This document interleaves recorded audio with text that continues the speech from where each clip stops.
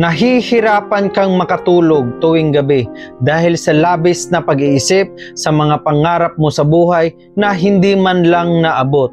Mga sinasabi ng iba na nape-pressure ka sa iyong kinabukasan. Pero paano ba ito labanan?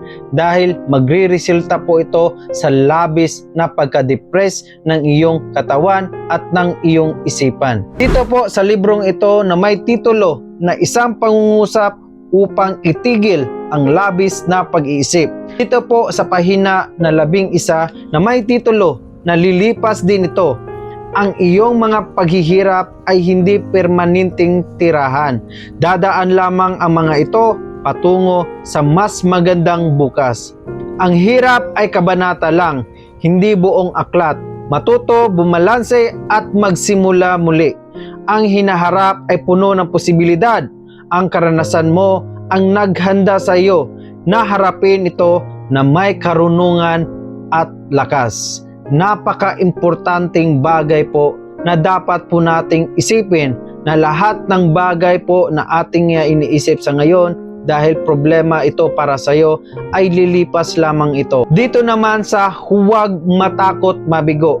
Ang kabiguan ay hindi kabaligtaran ng tagumpay.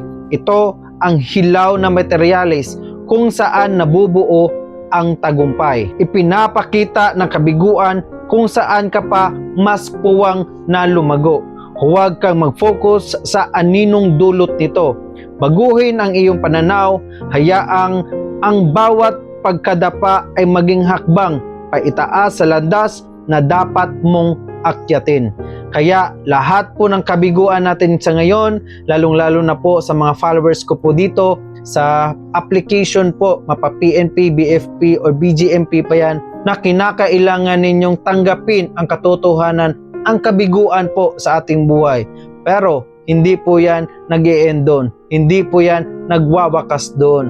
Kasi meron pang hinaharap po natin na mas importanteng bagay po na dapat po nating pagtuunan ng pansin. Ako po si 3 at 7 po, nagbibigay po sa inyo ng aral, lalong-lalo na po sa mga taong grabe yung depresyon at hindi halos makatulog dahil sa mga iniisip, sa kabiguan sa buhay, at lalong-lalo na po sa hinaharap natin bilang isang tao na nangangarap lamang. Itong libro ko po na siyang isa po nating binabasa ay nakakatulong po talaga ito para maunawaan po ng ating isipan na may mga bagay po tayong dapat po nating malaman, lalong-lalo na hindi po tayo ganun ka-open sa iba. Mga bagay po na kita mismo or tayo mismo sa ating sarili ang makakapagresolba. Kaya marirekomenda ko po ang librong ito, lalong-lalo na po sa mga taong nahihirapan makatulog at hindi man lang malaman kung ano ang dapat ninyong gawin. God bless po sa inyong lahat at mag-ingat po tayo palagi.